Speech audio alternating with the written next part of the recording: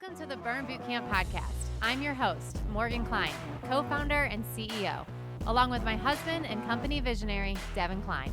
And together, with our amazing team, we are going to help you push past your limits, not just physically in our gyms, but right here, mentally, emotionally, and spiritually on the Burn Boot Camp podcast. Together, we will take on challenges and break through barriers to transform into the best possible version of ourselves. We are more than a gym. We are a community. Your community. Let's go, Burn Nation.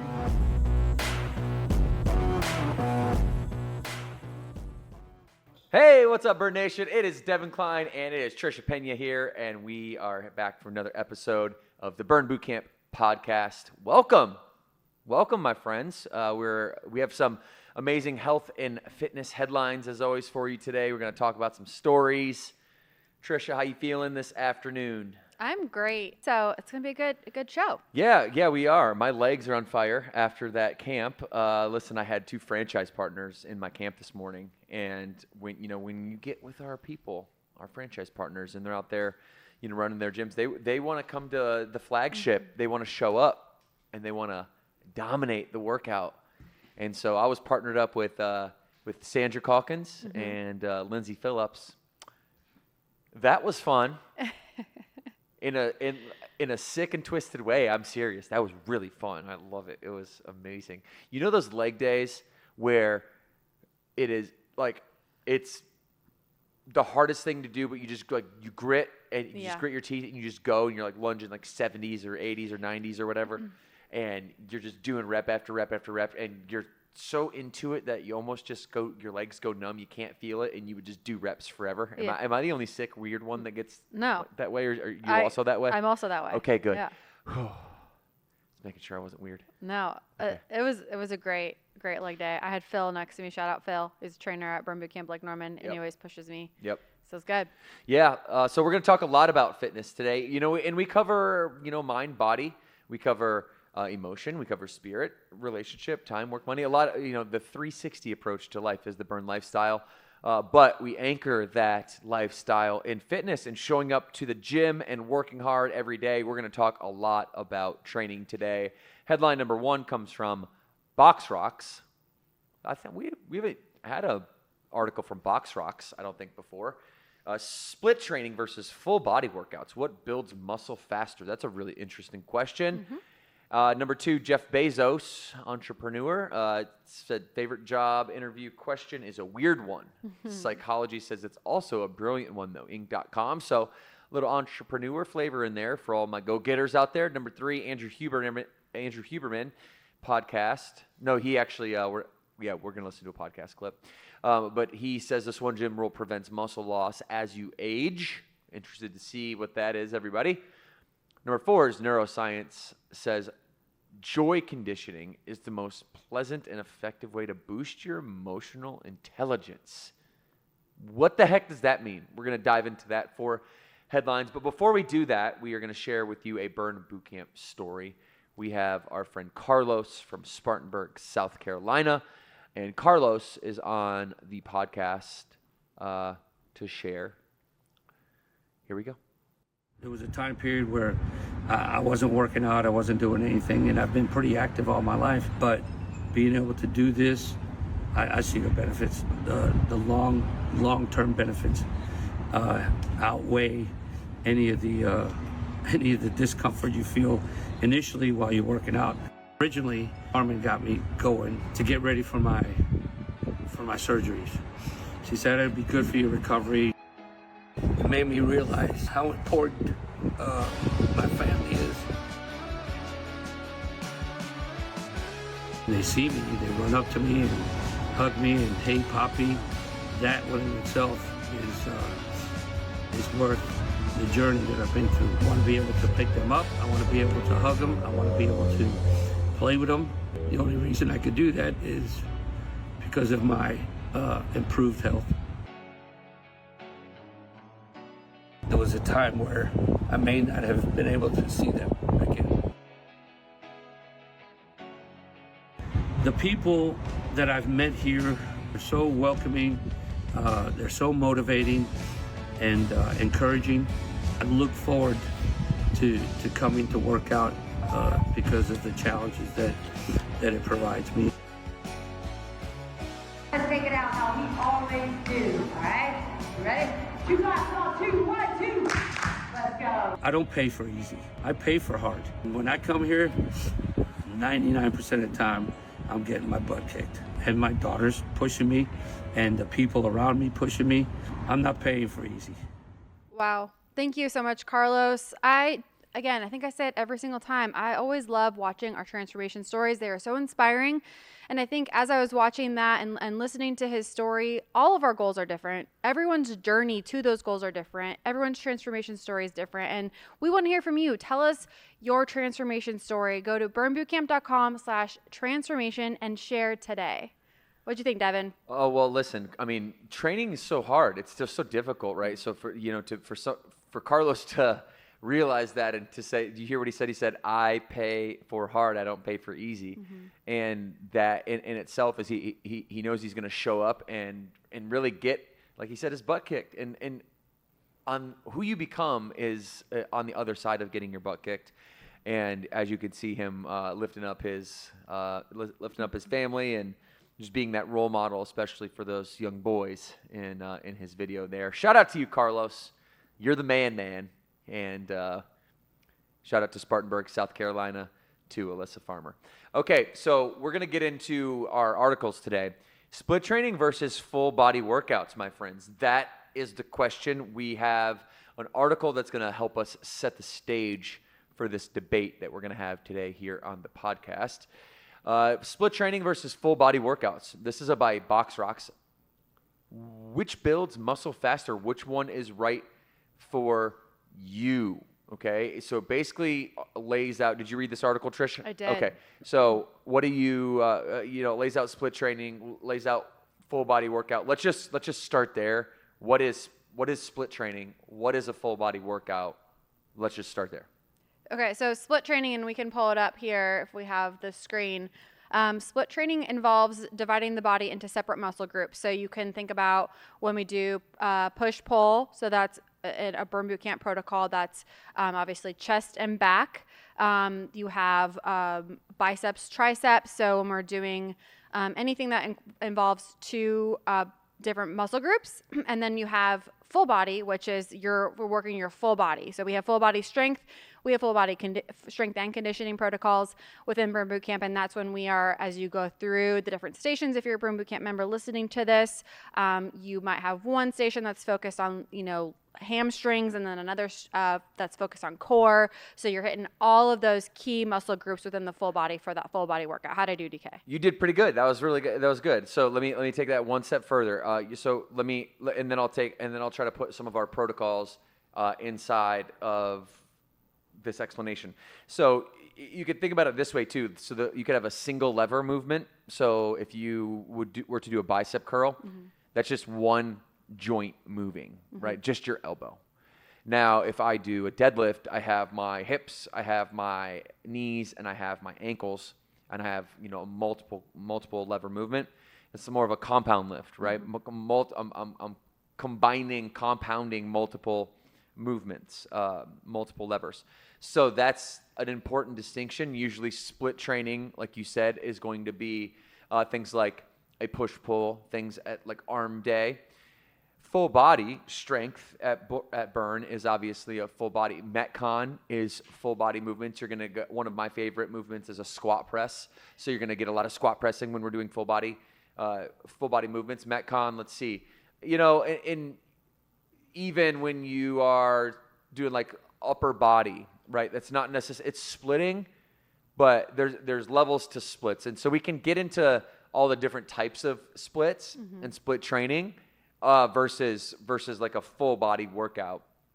Full body's pretty straightforward, but split training has quite a few just differences in there. So before we do that, there is a clip here that I want to play this. This is from the Huberman podcast. We have Jeff Cavalier, who is a physical therapist. The reason I know Jeff Cavalier is because he used to be, I believe it's for the Mets. Yeah, it was for the Mets. He was a strength and conditioning coach for the Mets. New York Mets. And then he started a YouTube channel, Athlean X, I believe it's called. And I remember back in the day when I first started Burn, and I was really like learning about exercise science, just physiology, kinesiology, anatomy. I really listened to a lot of Jeff's videos. So interesting. And I hadn't seen him much recently. So interesting to see him on the Huberman podcast. So let's roll this clip and let's see it's a couple minute clip, right, Chelsea? Yeah. Okay. Do you want to set the stage at all for this? Yeah, so he's talking about like why you should do splits, and then there are situations where it wouldn't be the best thing to do splits, but he is mostly more in line with doing splits, and there's a couple different ways that you can do it depending upon how many days a week you want to work out, and he gets into that as well. Okay, let's get into it. In terms of splits, you mentioned splits. And so for those who aren't familiar with this term splits, it's really which body parts are you training on which days? Seems like almost everybody follows a weekly workout schedule, although the body, of course, doesn't care about the week, right? There's no reason to think that once every 7 days or twice every 7 days makes sense physiologically. It's just the body doesn't work that. But that's the way life is structured. I've seen you discuss, 3 days a week, whole body workouts. I've heard of splits like a pushing one day, pulling another day, legs another day, a day off, repeat. I mean, there's so many variations on this. What are some general themes that we can throw out there? And in order to avoid the huge matrix of possibilities, you have some wonderful content that points to those, and we will in our caption show notes, we'll link out to some of those that different ways to design splits. But in terms of giving people a logic of how to think about splitting up body parts, what's governing the split? What are the rules and the logic that dictate a split? For me, the first rule is, will you stick to it?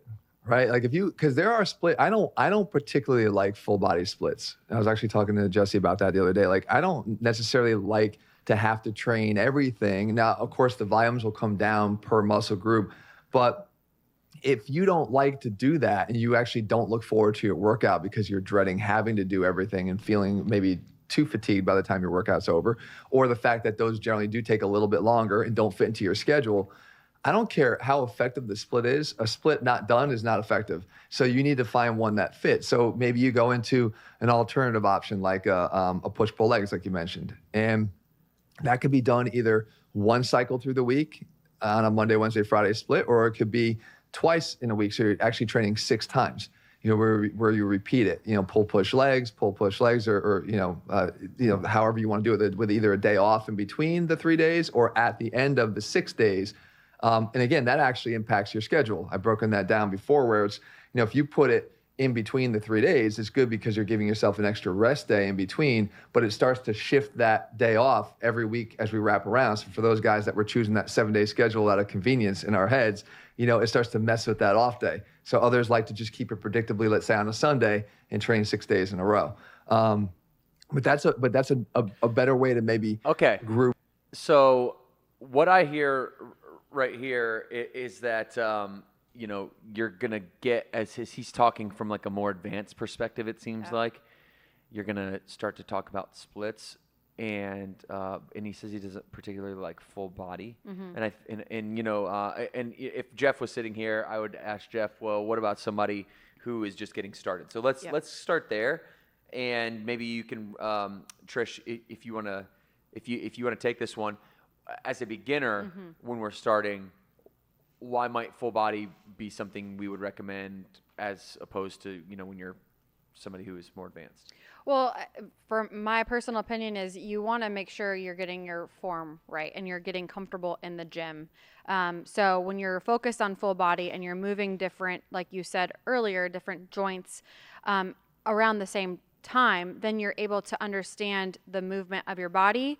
And so that way, when you pull back and you go into splits where you're hyper focused on specific movements like a push pull, you've already done enough movements to get your body and understanding the feeling of that and what that's supposed to feel like so you don't injure yourself. I think the biggest thing is when you're first starting is, especially if you're new to weightlifting, you have to understand how your body is going to respond to when you add load. So first, maybe you even just do it without load. So without weight, to understand that movement and really putting that mind in the muscle. I think for me personally, it took me the longest to understand that, putting your mind in the muscle. what am I supposed to be feeling so I don't injure myself? So for me, my personal opinion is full body gets you in the mindset of fully awareness of your body and those movements before then you go and are hyper focused on targeting specific muscle groups. Yeah, when somebody comes in to burn for the first time, I'm always, let's just say they haven't worked out in 10 years or ever. My first recommendation is always for the first 3 months, what we're going to do is we're going to work out 2 to 3 times per week. And those are going to be on the Metcon days and the full body days for that reason, to get their body used to moving that way, functional movements through space and time. We call it proprioception. And we need a little kind of runway. Chelsea, please go ahead and pull up the NASM NASM OPT, NASM NASM OPT model. Just bring up a picture of that. So yeah, that pyramid looking thing right there, the first one. Yep. So and just bring that to the screen when I ask for it just momentarily. So I'm going to show and talk about the OPT model, but I think it is important to understand that there is a need to first learn yourself, learn your body. We call it proprioception. How aware are you of your body in space and time? And for you to be able to have some practice, some reps, actually doing these movements to feel it first. A lot of times with beginners, that's just body weight. It's just calisthenic work. And before we even add external load, because your body does have mass. So you're going to eventually work into splits. You have a bunch of different type of splits. Most notably, you call it like the bro split or the bodybuilder split. And I'll explain where Burn's at, but the bro split is going to be basically working on one muscle group a day at a time.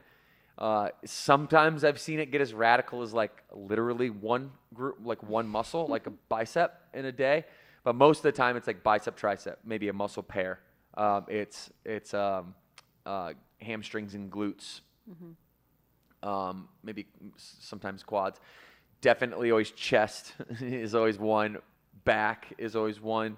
If you're a serious bodybuilder, sometimes you're spending 2-3 hours just working on one group. But we're not professional bodybuilders. We are just human beings trying to live an energetic life. Trying to chase after our kids. kids. Chase after our kids and not get out of breath, run into the mailbox. So our splits don't need to be, so focused, because it takes so long to be able to train, et cetera, et cetera. There's lots of upsides and downsides. You can have German volume training. That's like 10 by 10. If you think about like 10 reps by 10 sets for like 1 or 2 muscle groups, there's a lot of different ways you can do it. Our favorite at Burn is strength and conditioning splits. So we have 3 splits, 3 of each, 3 strength, 3 conditioning. And then you're going to have like what I would call like an athletic split of that. So 3 strength, 3 conditioning, a push and pull. You're going to have legs together. You're going to have multiple muscle groups paired together. But you are going to have those conditioning splits because we know the science behind, obviously, the musculature and building strength and, being in hypertrophy and, achieving maximum muscular growth. But then also it's important, and if not more important, for cognitive health and for brain building, not bodybuilding, but brain building, to put yourself through the mud, right? To take yourself to the pit with these conditioning workouts, with these metabolic conditioning workouts, ACON, these bodyweight conditioning, these days that are gonna make you recall what you had for lunch, potentially. These are the days that show you what you made of. These are the days that are going to really help you, from an anaerobic threshold, VO2 max perspective, and from a brain building perspective, stay healthy. So I like those splits at Burn. And also you'll be an athlete. If you're training strength and conditioning, you're going to be able to do double unders and sprint fast, do pull-ups, but you're also going to be able to flip over on your back and bench 100-pound dumbbells. So let's pull up the OPT model real quick. And I want everybody to check this out because this is what Burn Bootcamp really models its training program off of. As you can see, level 1, level 2, level 3, it's stabilization, strength, and power. When a brand new member comes in, what we first need to make sure that they're able to do is have some endurance and stability.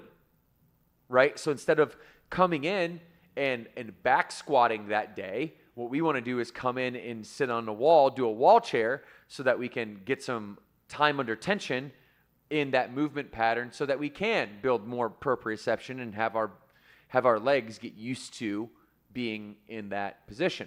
All right. Then once you do that for about 3 months, y'all, is all it takes, about 90 days. Then you're moving on to to where you're really full-time going to be, and you'll oscillate between level 3 and level 2 as we program. But then you're really going to be building up to strength endurance, which might be higher repetition.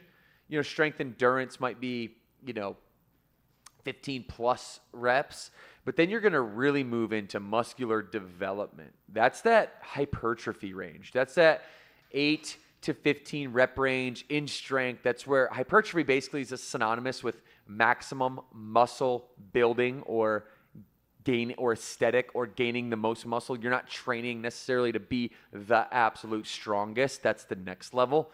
That's phase 4, maximal strength training. So we're going to go there, especially as you're a member for 2 years, 3 years.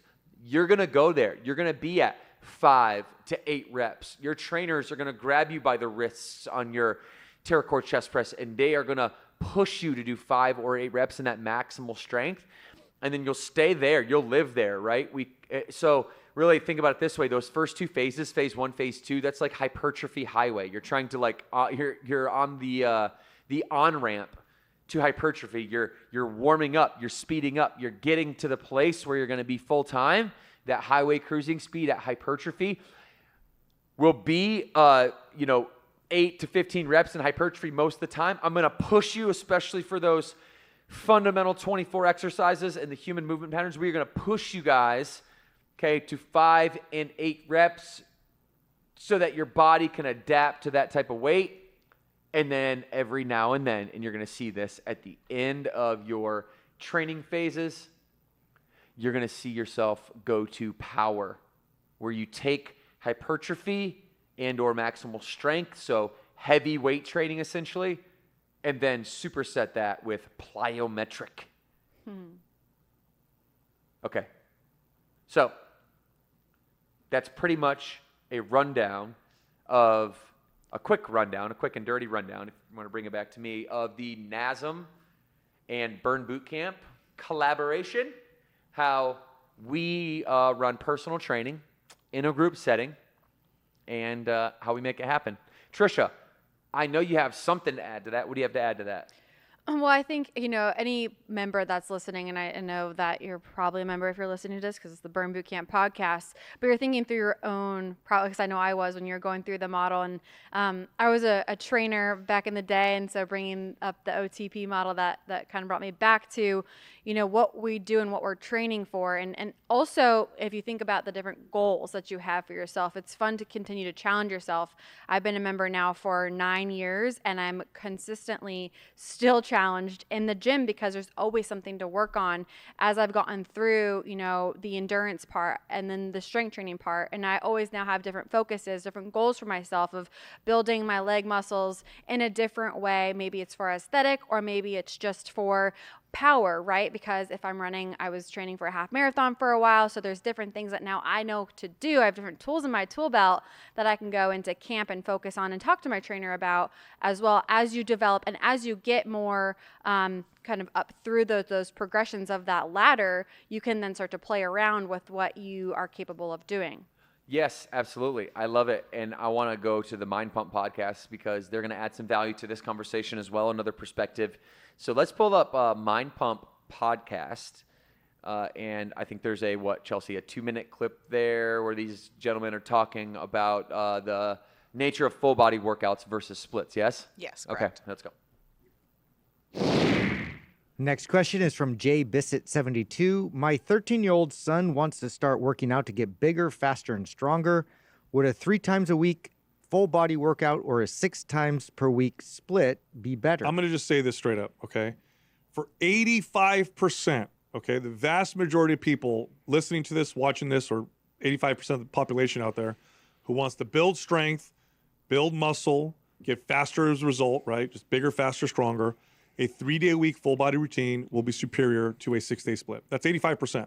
You talk to strength coaches, you talk to bodybuilding coaches, and yes, there's that 15% where the volume gets so high that splitting it makes more sense. But for the vast majority of people out there, a 3-day-a-week full body routine is perfect. It's best. It's not perfect. It's best. It is best. It's best for more than just the most basic of reasons. Like when they test this head to head, it's like almost identical, right? If all things are created equal, it's perfect. Volumes equated for everything like that. It's like they're pretty damn close. But the thing that you always hear us talk about on the show is like the behavioral stuff. And I think one of the reasons why I think full body is superior in all aspects for all people is because I've never met anybody, I've never had a client in my life that is perfect year-round all the time and doesn't have life happening and these up and downs of consistency and then not so consistent. And when you're running a full body routine and you have a bad week and you only got to the gym once or twice, Still hit the full body. you still hit the full body. So you are still staying very balanced. You're still getting all those muscles stimulated. You're not going to take big steps, fall backwards. What happens to people that do splits, okay? Okay. All right. Well, listen, I think that's a good conversation that they're having, and you know, pretty much don't have much to disagree with about. I think I'll just take a different perspective, and what I'll actually do is try to give advice to some new members. So if you're a new member and you're listening to this, here's some advice for you. When you're first getting started, which will be the first 3 months or so, roughly speaking, you're gonna really want to target those full body protocols, especially if you're somebody that hasn't worked out in 10 years or ever. You're gonna really want to start with metabolic conditioning, full body strength, and even body weight conditioning has a lot of calisthenics in it. These full body protocols definitely are better for you to start with than a protocol like arms, specifically, because of the nature of how muscle building works. So let me kind of be sciencey and break this down without going too deep on it. So you have muscle fiber that gets recruited whenever you're lifting anything, right? Whenever you give a muscle resistance, your muscle's contracting, what you're doing is, they call it recruiting muscle fiber. So when you lift something up, you're recruiting muscle fiber. So if you lift something up that takes multiple joints, that takes multiple levers, then you're going to then be recruiting more muscle fiber. And if you're recruiting more muscle fiber, that means you're putting to use more muscle. Well, your body will be brand new to exercise, and it will not yet have adapted to that type of stimulus. And so when you're first starting, you can have these full body workouts where it's going to be sufficient for you because your whole body is not used to contracting and recruiting muscle fiber all together like that. So it's called mechanical tension. So when you put together like a deadlift, let's say, you've got more mechanical tension. You're recruiting more muscle fiber than you would if you're just doing a bicep curl. Now, when you start to advance, the guys in the video said, 85% of you out there should just be doing like full body routines.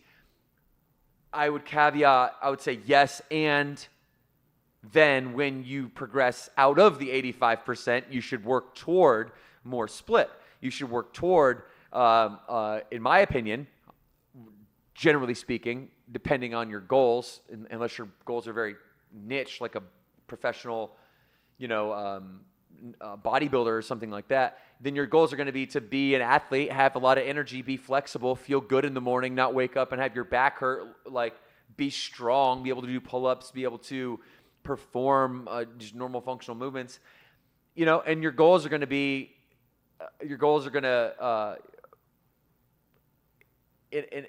I guess in essence require you to have more of a split mentality, because the volume from the full body isn't going to be big enough anymore. It's not going to be, you're not going to change anymore. You'll get to a certain point where you've adapted already, and you're not going to change. So now you're going to have to switch it up, right? You're going to have to do something different. And then that's when you get into that hypertrophy phase. So putting the NASM context to what the Mind Pump podcast was talking about, what they're really talking about, can you flip back to that graphic one more time? What they're really talking about was phase 1.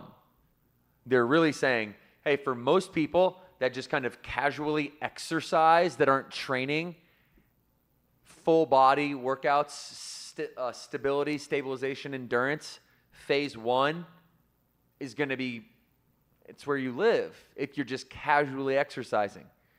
Now, if you want to step into the gym and you want to start going 3, 4, 5, 6 times a week, and you start getting into a more serious training regimen that's going to require you to be to split more. Anything to add to that, Trish? No, I think just bringing it back to, as a member, and I remember the reason why I got into training, and Devin, I don't even know if you know this, but as a new member at Burn Boot Camp, like I had been an athlete my whole life, but I hadn't really actually intentionally strength trained. Like I'd gone to big box gyms, looked up stuff online, but like I was at this point where I was doing the protocols at Burn Boot Camp and I wanted to know more about why we're doing what we're doing. So that's why I went and got my CPT, was to educate myself. So I think as the member that might be thinking the same way that I was, or why we're doing what we're doing, I think if I could go back in time and be more intentional about when I was showing up to the different protocols, and we have science-based workouts, right? So the reason why our protocol is the way that it is, if you think about what you just heard and what Devin said, was we have 3 strength and we have 3 conditioning. So we're focusing on endurance and then strength training. So if you are in camp and you are maybe intentionally not going to a certain camp protocol, I would really think about why you're not, because it's probably either are you feeling discomfort because maybe you need to fix some form movements, and that's when you're in those full body or you're in the metabolic conditioning or the athletic conditioning camps, you can be intentional on what you're doing in those camp formats. Talk to your trainer, and then when you go to the strength days of maybe it's a lower body movement, you can really focus on getting that form right, so then you can build up that muscle. But first, if you don't have your form right and you're not feeling what you're supposed to be doing in that movement, then there's something wrong with your form. And I think I learned that too late in the game. And so again, that's why I went and tried to educate myself. So if I'm in the position that maybe you're in and you're just trying to figure out how you can go to that next phase, I would just go to every camp, so intentional and putting that mind and that muscle and really understanding where can I get better and what can I make sure that I'm not skipping. So don't skip upper body day because you don't, maybe you're telling yourself you don't like it. What don't you like about it, and really dig in deep there. I love that. That's what they say in fitness, that there's a reason that the busiest day of the week is Monday in the gym industry, because everyone wants to rush to the gym and do the thing that they love, and you can't find a bench in America in a box gym on a Monday because everyone wants to go in on the easiest day, do the thing that they love the most, and that's not where greatness is made. Greatness is made on the things you like to do the least, on the days that you want to do them the least. Yep. And it's a very interesting concept to think about. A full body workout versus a split. But the reality is being consistent, whatever you do. It's about, I think, at first, just activity and exercise and like getting into it and getting some momentum. But then getting into something where you're actually performing, where you're training. There's an end goal. There's an opportunity for you to do pull-ups, or at Burn, there's a strength and conditioning assessment, or we have level up games for members. Something that's going to get you and keep you motivated toward training, not just exercising, not something unhinged and unplanned, but training for something that's meaningful to you, that you can actually go out and like accomplish outside of consistency. Because how boring is just consistency?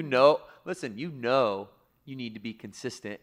Like for me to sit here and say, you just got to be consistent. Consistency is the key. Like, yeah, obviously. So, but it's like, how do you be consistent? Yeah. It's make it fun, make it enjoyable. How do you make it enjoyable? Make it, I don't know, why is basketball for people enjoyable? Why is pickleball enjoyable? Why are these sports enjoyable for people where they have no problem going out and exercising? Because they're proud and they're accomplished after a game or a match. They're keeping score. They're keeping receipts. It's just there's an outcome. It's structured. Yeah. You know what I mean? Don't go through the motions. Right. I think that's the biggest thing, is don't go through the motions, and you'll learn more about yourself, not just in the gym, but then that's also going to transfer what we say at Burn Boot Camp, because it's true, and I'm a walking example of that. It's going to translate outside of the gym as well. Absolutely. Okay.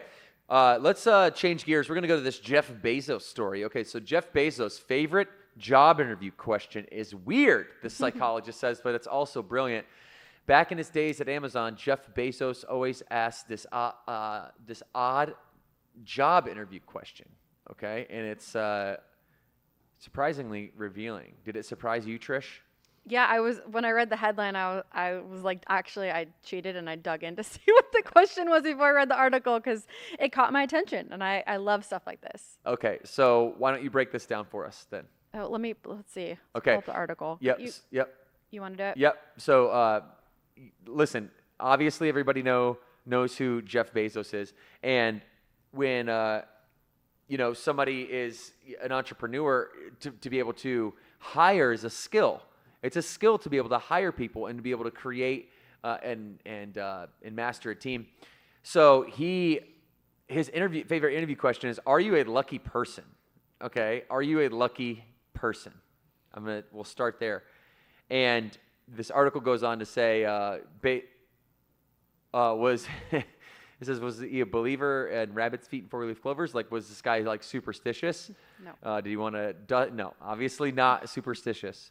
There's actually a famous clip that I love of Jeff Bezos on the Jay Leno show where they're making fun of him because Amazon did not make money in the first few years. It's like the intentional profit loss to drive consumer loyalty and then to come clean up profit later. And they're laughing at him on Jay Leno, and you could just see in the back of his eyes he's a little embarrassed, but I don't know. We'll try to maybe find that clip if we can. But Bezos is a huge fan of humility in his hires, okay? So he asked these candidates about their previous mistakes, believing that the ability to admit and learn from errors is the best sign of true intelligence. Okay, so are you lucky? What he's asking that question for is, do you have any humility? Yep. Or are you going to say, nope, not luck, all me? Even if you're somebody, because I kind of don't like the word luck. Yeah. Luck kind of throws me off on that question, Same. I don't like the word luck. I don't like leaving things to chance. Yeah. Because you have to have hard work. Yeah, you got to have hard work. But I think because I agree with you, and I read the question, I was like, are you lucky? Well, I've always been the believer of it's hard work and determination equals luck. That's like what I've kind of lived my life off of. But if you think about, are you lucky? I can also reframe it as, well, if I'm asked this question in an interview, what he's looking for is how you show up in the answer. Are you going to show up and are you going to make something up? Are you going to, are you going to be yourself? And so I think that you can see a lot through people and their honesty, and this is obviously what he says, humility. So I was digging in too much into the question of luck, when really it's just, what does that do for you psychologically as you show up to an answer or a question that you weren't expecting can actually bring out a lot in somebody. So I might steal this from Jeff Bezos in my next interview just to see how it lands with somebody. And then as you get to know them a little bit more, you can actually understand, maybe the true meaning of that answer a little bit more. Ooh, I love this topic. I want to play the Jeff Bezos clip real quick because we have it pulled up here. And the reason I want to show this, and this is just an aside because we're going to get back to the topic at hand here.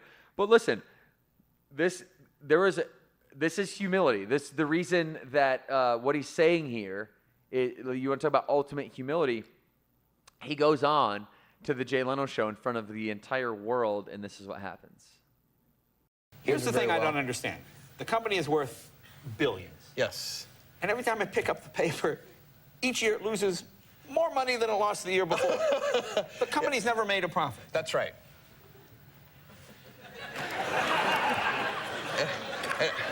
Now, why? How does that, why? Seems like a new math, doesn't it? It does. I mean, it's to someone who doesn't know anything about this, it's amazing. We lost $12 million last year, and we're doing great.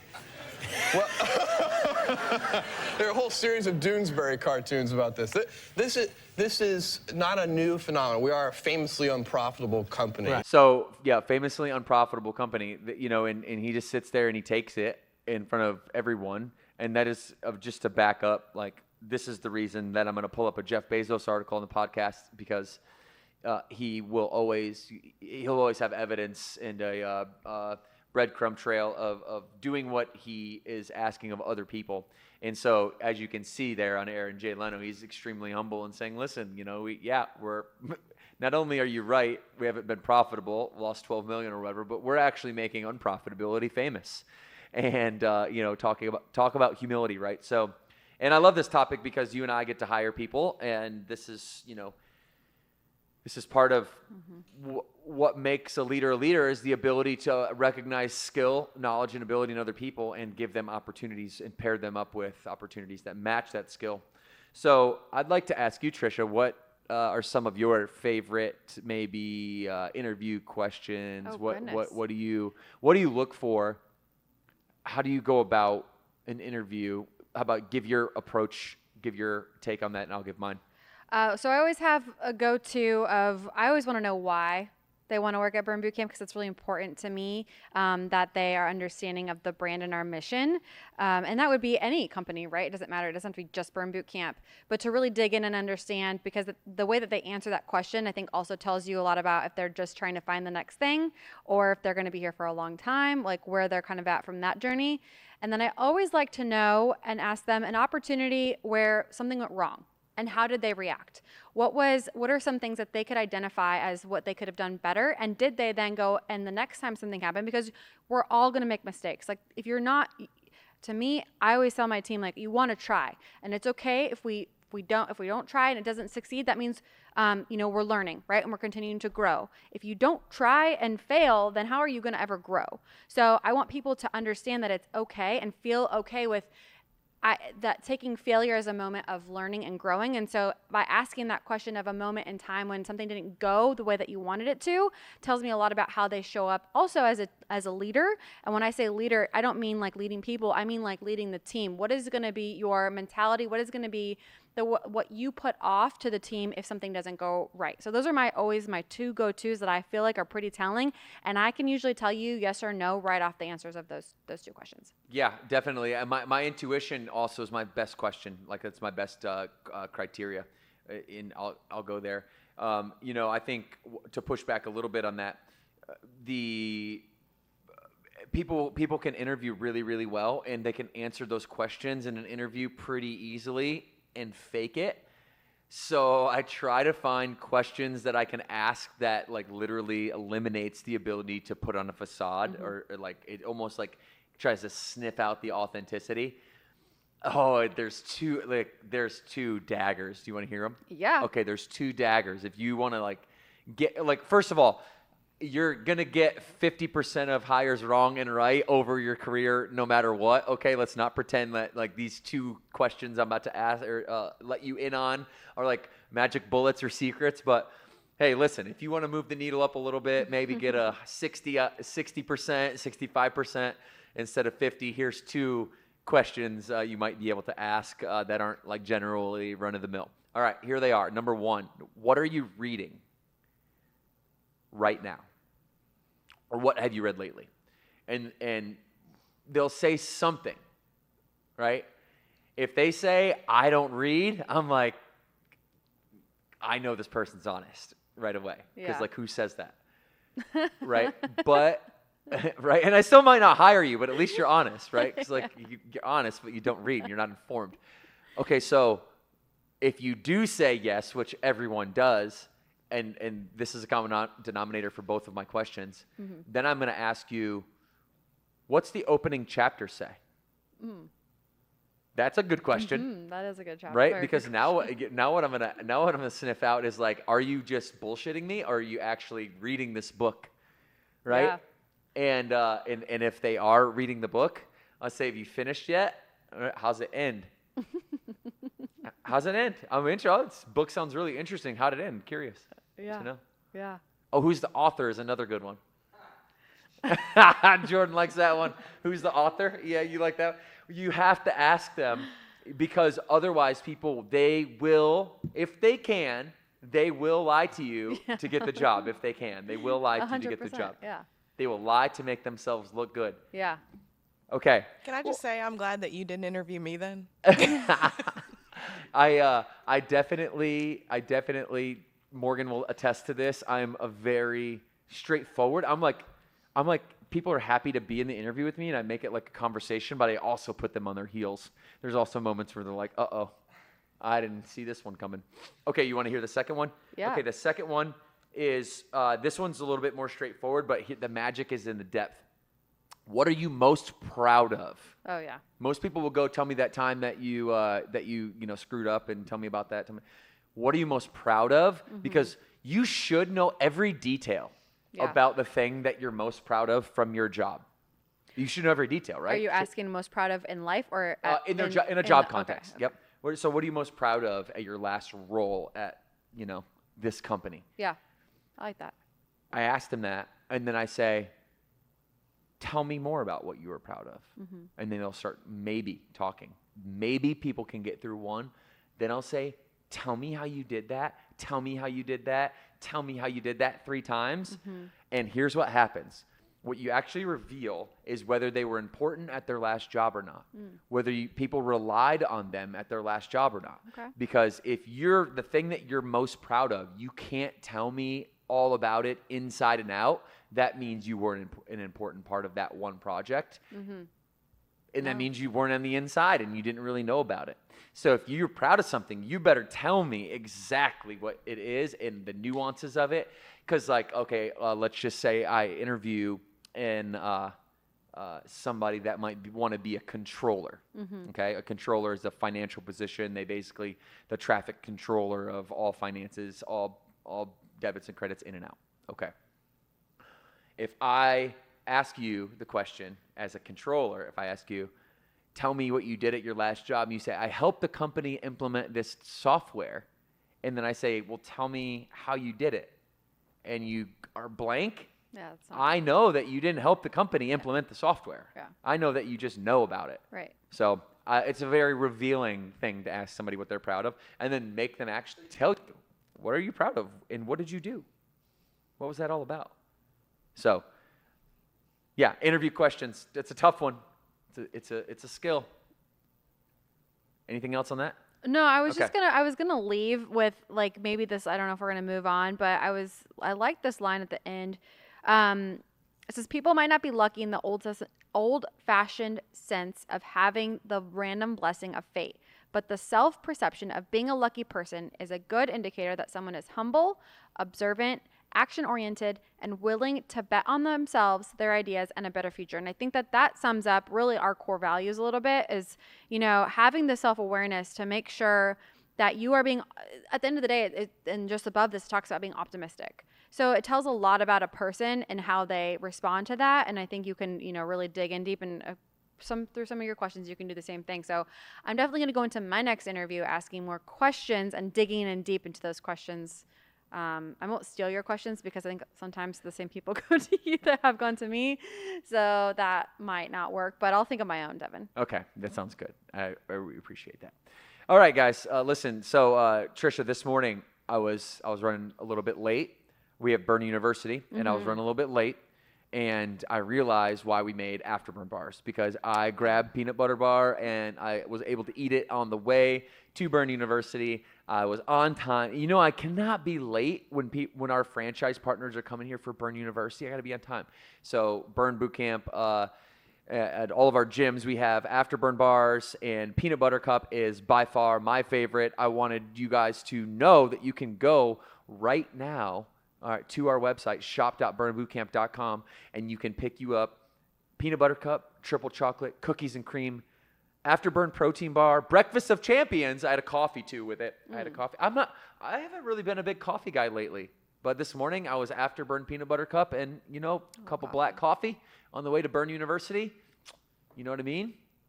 And don't run out either. You got to get the box. You got to get a few boxes. You don't want to run out because what happens if you need some and it's a rainy day and you accidentally run out? You always have to have a spare box. You can't just have one box. You have to have one that's open in the supplement cupboard, like ready to go, and then one in the hole, one on deck, ready to rock. Well, and if you have kids like mine, they will take all and eat all your bars. So you need to almost stash one too, to where they don't know where it exists. So that way, if you need to hit your protein goals, you're going to reach for a snack.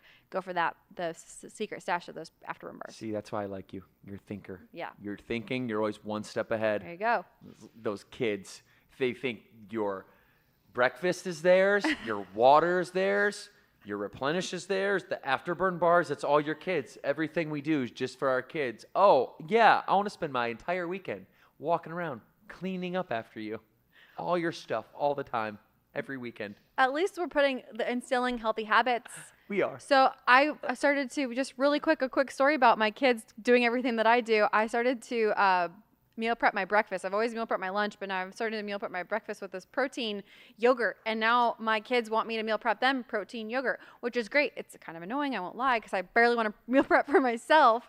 But hey, at the end of the day, I just, stop being negative about it. I'm like, hey, at least they're getting their protein in, and they know the importance of protein in their diet. Okay, so I'm going to do a random segment that's not as part of our flow here today. Okay. And we haven't done this yet, but we're just going to do it. Chelsea, if you want to bring up GPT, we're going to need the help of our friend Chelsea, producer. We're just going to talk about things we're eating right now currently that are good and healthy and innovative. And, you started talking about your morning yogurt and meal prepping your breakfast, and it got me thinking, maybe everybody right now could use a few ideas on what we are feeding ourselves lately. So expand upon that. Let's go back and forth. We'll go 2 or 3 things, and then we'll pull up GPT at the end, and we'll run through what GPT says are some things that we could snack on that are healthy and current and modern. Maybe some ideas you haven't heard before, some unique things. Trisha.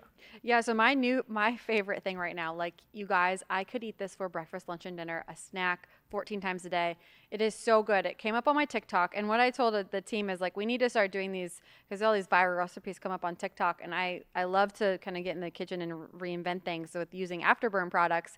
And it was this, I don't know if you guys have seen it on TikTok, but it's the viral Dunkaroo dip, and it's so easy to make. It's literally 3 ingredients, 4 if you don't really need the 4th in my opinion, but it's yogurt. So I am dairy free, so I do the Siggy's yogurt, and then it's a scoop of our vanilla Afterburn whey protein powder. So let me tell you a little story. I've always been a chocolate lover. Never bought vanilla. Bought vanilla. It has disappeared faster than any canister of protein powder in my probably existence. It tastes like vanilla birthday cake. It is so good. So your yogurt, just you don't have to do it. You just get the little single serve pouch of yogurt and then put it in a bowl, put in a scoop of Afterburn, and then the best part is sprinkles. You put in some sprinkles in there, and then you could put in a little bit of vanilla syrup, stir it around, put it in the fridge, probably like 10 minutes. I put mine overnight because I meal prep it, and it tastes, so when you think about eating cake, and those people out there that are like me who I don't really care about the cake, I like the frosting.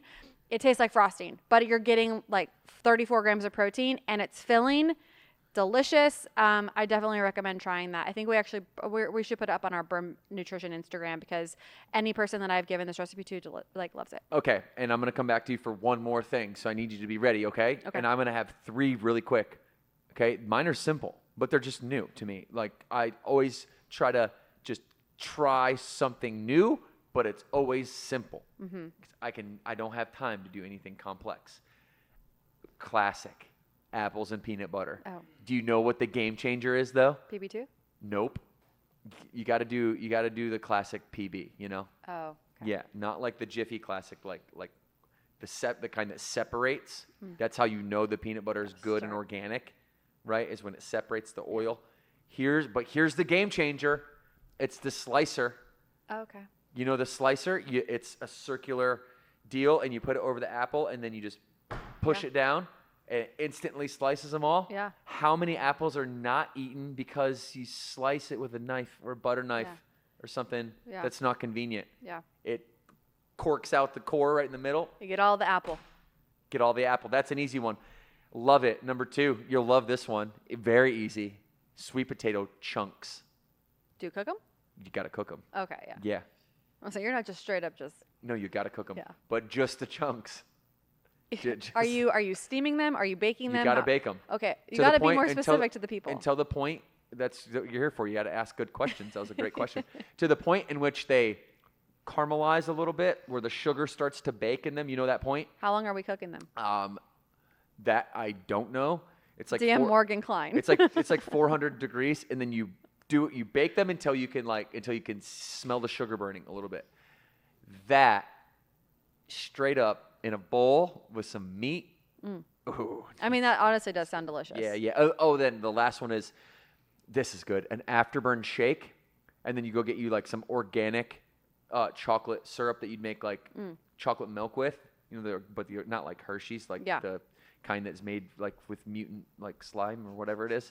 You got to get like the actual It's like okay good if you stuff. use Hershey's. It's too. okay. It's okay. Well, sometimes if you're using it all the time, we got to do something about that. But I want to pour some of that in there, and I want to shake that up, and it gives it just that little bit of extra sweetness. If you're doing protein shakes all the time. I have a question about the sweet potato chunks really fast. Have you ever tried to put cinnamon on them? Yes, you can also do that, and they are delicious. That's like a sweet treat. So you can either do Yes. savory or sweet. You can. So much you can do with them. My personal opinion is that I think sweet potatoes just the potato in the fact that it's sweet and it's a sweet potato. That was excellent. Well, Just it what you tastes just said right there. It tastes very sweet to me, which is not surprising given the fact that it's a sweet potato. I don't need the extra cinnamon, but I do empathize with somebody that might need the extra cinnamon. Do you do cinnamon sugar or do you just do cinnamon? I haven't made a sweet potato with cinnamon. I think I've only done just cinnamon on it. Okay. I haven't ate those in a while though. I'm gonna bring back sweet potatoes. You know what else is a sleeper? Dave's Killer Bread. Oh yeah. Or Ezekiel bread. Toast it. Little layer, just a thin layer of peanut butter, just enough to absorb a little cinnamon. Okay. And then you sprinkle some cinnamon on it. Oh, it's so good. So good. Okay, I'm gonna get hungry, Trisha. If we keep talking about this, that was a good random segment. We should do that again. Yeah. Things Trisha and Devin are eating currently. Well, I think it's also like a day in the life. A day in the life. Article number 3. Andrew Huberin says this one gym rule prevents muscle loss as you age. Let's go to this article. 5 weight training sets per week. Okay, I've heard Huberman talk about this before, but let's let him do that for the audience. This is Huberman talking about gym exercises, rep counts that are beneficial to help with muscle loss as you age, and then we'll react to this clip and this concept as a whole. Muscle. If ever there was an area of practical science that was very confused, very controversial, and almost combative at times, it would be this issue of how best to train. I suppose the only thing that's even more barbed wire of a conversation than that is how best to eat for health. Those seem to be the two most common areas of online battle. What's very clear now from all the literature is that once you know roughly your 1 repetition maximum, the maximum amount of weight that you can perform an exercise with for 1 repetition in good form, full range of motion, that it's very clear that moving weights or using bands or using body weight, for instance, in the 30 to 80% of 1 rep maximum, that is going to be the most beneficial range in terms of muscle hypertrophy and strength, so muscle growth and strength. So let's say you're somebody who's been doing some resistance exercise kind of on and off over the years, and you decide you want to get serious about that for sake of sport or offsetting age-related declines in strength. The range of sets to do in order to improve strength ranges anywhere from 2, believe it or not, to 20 per week. Again, these are sets per week, and they don't necessarily all have to be performed in the same weight training session. It appears that 5 sets per week in this 30% to 80% of the 1 repetition maximum range is what's required just to maintain your muscle. So think about that. If you're somebody who's kind of averse to resistance training, you are going to lose muscle size and strength. Your metabolism will drop. Your posture will get worse. Everything in the context of nerve to muscle connectivity will get worse over time unless you are generating 5 sets or more of this 30% to 80% of your 1 repetition maximum per week. Okay, so what this means is for the typical person who hasn't done a lot of weight training, you need to do at least 5 sets per muscle group. Now, that's just to maintain. And then there's this huge range that goes all the way up to 15 and in some case 20 sets per week. Now, how many sets you perform is going to depend on the intensity of the work that you perform. This is where it gets a little bit controversial, but I think nowadays most people agree that 10% of the sets of a given workout or 10% of workouts overall should be of the high intensity sort where one is actually working to muscular failure. But the point being that most of your training, most of your sets should be not to failure. And the reason for that is it allows you to do more volume of work. So we can make this simple. Perform anywhere from 5 to 15 sets of resistance exercise per week, and that's per muscle, and that's in this 30 to 80% of what your one repetition maximum. That seems to be the most scientifically supported way of offsetting any decline in muscle strength. Okay. Awesome. Well, so whenever Huberman is talking, you should listen because he is one of the most foremost experts when it comes to just biology and human performance. He's a professor at Stanford. If you don't know who he is, Andrew Huberman has a podcast. What's his podcast called? Huberman again? Lab? Is it Huberman Yeah, Lab? Huberman Lab. Yeah, and so let me just break down real quick what he's saying and how it relates to the Burn Bootcamp context, okay? So what he's saying is 1 rep max, and 1 rep max, then you should identify that, and then you should be within 30 to 80% of that 1 rep max if you want maximum muscular gain, which is really hypertrophy. That's a law. It is what he's saying is right. It's just a long-winded kind of scientific way to get there. I think a better way to say that is, hey, 8 to 15 reps of muscular failure for 5 sets per muscle group per week is ideal for human performance and muscle building. So the fact that we're getting that, and let me tell you why I prefer to just, let's go with 8 to 15 reps to failure rather than getting a baseline of a 1 rep max, because getting a baseline of a 1 rep max is also has a lot of cons to it. If you are getting 1 rep max, that means that you've got to spend your time, number one, training for 1 rep max, because you can't just walk in the gym and pick up the most weight for 1 rep you possibly can. You're going to be vulnerable to injury. So time, number one, but number two, I've already said it then, is injury. If you're lifting up the most weight you can on a deadlift for 1 rep, I mean, you've seen that before, right? It's extremely hard to maintain posture. You're going to round out the back. You're going to put stress on the lower back, and you just constantly have to stay in 1 rep max shape in order to. So I don't think Andrew is even saying, hey, constantly test your 1 rep max. He's probably more practically saying, hey, what about can you do for 1 rep? And let's then be at 30 to 80% of that. I like to say, choose the heaviest weight you can for 8 to 15 repetitions. And by 15, no more than 15, you physically have to fail. Not mentally fail, meaning I don't want to do any more reps. No, you physically have to fail. Like gravity has to win, and you don't have enough strength left in that contraction to lift that weight up, let's say, anymore. So that's what I hear, Trisha, when Huberman's talking about exercises, rep counts, muscle loss as you age. The question around muscle loss as you age is hypertrophy. His way to get to hypertrophy is 1 rep max, 38%. I agree. Let's just call it 8 to 15. And let's say the last thing I'll say is 5 sets per week, 5 to 15 sets per week per muscle group. We're doing plenty more than that at Burn, right? We're right in that range, probably upper end of that 10 to 15 set range at Burn. Definitely not at the 5 set range. When I was listening to this episode and reading the article, and I think if you listened a couple episodes ago, we talked about the Dr. Stacy Sims podcast with Mel Robbins. And at the time I hadn't listened to the whole episode, but I did go back and I did listen to it because I wanted to make sure that I was understanding the context in which she was talking about.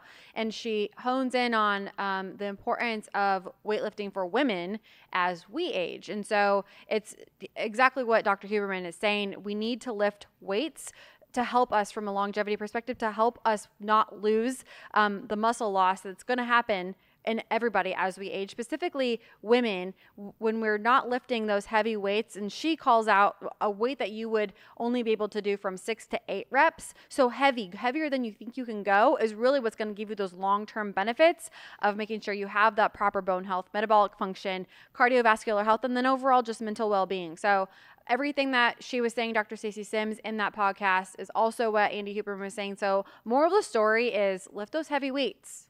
Don't be scared. It's good for you. Yes, don't be scared of those heavy weights. Well, and members used to come up to me back in 13, 14, 15, 16 and say, hey, I do not want to get bulky. Mm-hmm. And I would say, do you trust me? I know you don't want to get bulky. It would take you, it would take you 15 years of lifting like very specifically and eating very specifically to even get to the point in which then you could train to be bulky. Yep. Right? So like we are going to get strong, we're going to get lean, we're going to get athletic, and we're going to be able to have good range of motion and be able to have all the good markers of health with our conditioning and be able to run sprints, do pull-ups, all those good things. Trust the process. Next article, we're going to go through this one quickly. It talks about joy conditioning. What is that? I don't know what that is. Joy conditioning is mining your own memory banks for these joyous, funny, pick your favorite positive emotion events in your life and consciously bringing them back up and reviving them and bringing up these emotions in times of stress, in times of strife, that you need you're not conditioning like physically, you're conditioning your emotions to go to gratitude in the times of stress. And she is saying that an effective way to do that, she does say, this is Dr. Wendy Suzuki, by the way, not in this article, but this is where I want to go with this. She does say that conditioning, she's one of the advocates of conditioning. So Trisha, there is this whole movement in the influencer sphere of strength training. Well, we know because we've been doing this long before, like back when Orange Theory was like cardio, and everybody was running 20 miles and on the elliptical for 2 hours, and we weren't talking about strength training.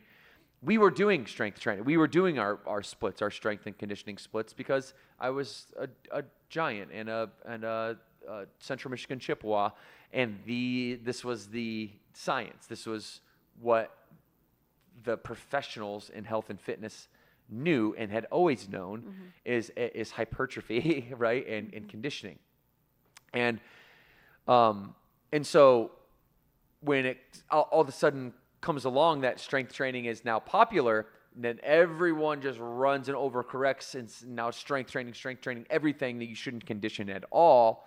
It's like Wendy Suzuki was one of the people that was saying from the beginning as well that this metabolic conditioning, this hard, demanding training that's getting your heart rate up, that's that's demanding of your body. This is actually like neurologically beneficial for your brain. This is biologically beneficial for you. Like you create more brain tissue, especially in the area of your brain responsible for memory, the hippocampus. You actually create brain tissue here. And so, it's just isn't it incredible to see how we've always known that humans should lift weights and we should push our body beyond a limit in which is comfortable, and yet continuously there's wave after wave after wave of this advice, this like advice. I don't know, it's like one wave after another of this advice that just drowns out the truth that's always been here and that will always be here. And so Wendy Suzuki is somebody that I thought this article was an interesting one, and not for the fact that whatever this is talking about, like joy conditioning. I didn't think that was super interesting, but for the fact that she is somebody who is still out there in a world that strength training is just being push so hard down our throat that we're forgetting that conditioning is a part of the equation as well. Yeah, I mean, it's all about those trends, right? And we talk about that a lot on this podcast, is making sure that when you're, the people that you're following, that you're really making sure you're being intentional about when you're thinking about the messaging that you're consuming. Because to your point, is it just them trying to sell a product? Did they recently partner with a brand? Like, probably most answers are yes, and that's why they're all of a sudden pushing this. Or they, to your point, there's a wave of fitness influencers who most likely partnered with a brand who are talking about that, and then they feel like they need to jump on the bandwagon. Do they actually believe in it? We don't know, but what we do know is what science says is what we're going to continue doing what we do, which is strength and conditioning. Right. And listen, I love the economy of fitness influencers who are, sole proprietors out there doing their thing, having a message, wanting to sell products, wanting to sell services, whose intention is to make people's life better. I'm all for it. I'm all for it 100%. And I hope it continues to grow. And I hope we continue to have more and more of that, because I think it's what's helping to kind of turn this ship and shift the paradigm of what it means to be healthy, what it means to be, what it even means to be successful, right? Like, health has long been removed from the mainstream conversation of what it means to be a successful human. We've talked about finance, we've talked about relationships, but when do we talk about ourselves and our own personal health from the inside out? And I think it's time to start taking responsibility for ourselves and for our health. And so it's a great conversation to have. And this article, although neuroscience, Wendy Suzuki's a neuroscientist, she talks a lot about actual conditioning. I don't want to play the clip from this one because it's not really relevant for the conversation that we're having about this, but we do want to be clear here at Burn. Our stance is all fitness is great, and some narratives and maybe products or whatever need to be corrected, but there's a lot of amazing people in this industry with a ton of goodwill and pure intention behind it. But you do have to watch what you're listening to, what advice you take, because if you do listen to too many people, what you're going to be end up doing is just like you're going to mistake movement for progress, and you're just going to spin in a circle, and you're kind of like that metaphor of you've been walking in the woods for hours to end up back in the same spot that you started. And I just don't want that for you guys. I don't want that for our members. So that's why we try to educate as much as we can. We don't want you to have to be at Burn. We want you to want to be here because it's a nurturing environment that teaches you about you and yourself. So with that being said, we'll take it out today, Trisha. Closing remarks. Thank you so much, everybody, today for listening to the podcast. If you're a new listener, make sure you subscribe to Burn Boot Camp on YouTube for the video version, or Apple Podcasts. We have our new YouTube channel. Our new YouTube channel is out, everybody. Go search it up. The Burn Boot Camp podcast on YouTube right now. Search it up. Trisha. And go get an Afterburn bar. Yep. If you haven't tried one yet, go and then let us know what your favorite flavor is. Shop.burnbootcamp.com. There you go. 2 claps on 2. 1, 2.